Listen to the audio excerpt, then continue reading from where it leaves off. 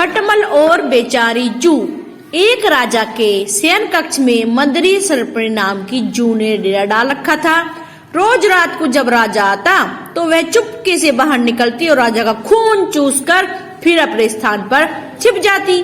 संयोग से एक दिन अग्निमुख नामक का एक खटमल भी राजा के शयन कक्ष में आ पहुंचा। जू ने जब उसे देखा तो वहां से चले जाने को कहा।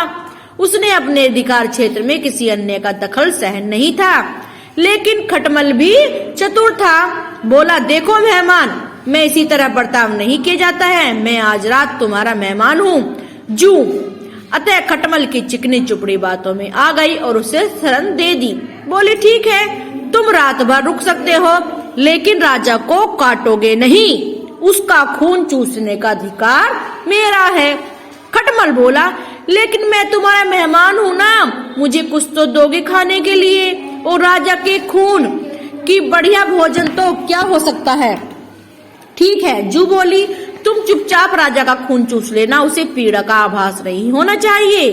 जैसा तुम कहोगे वैसे ही करूंगा, खटमल ने कहा। और खटमल शयन कक्ष में राजा के आने की प्रतीक्षा करने लगा। रात ढलने पर राजा वहां आया और बिस्तर पर पड़कर सो गया।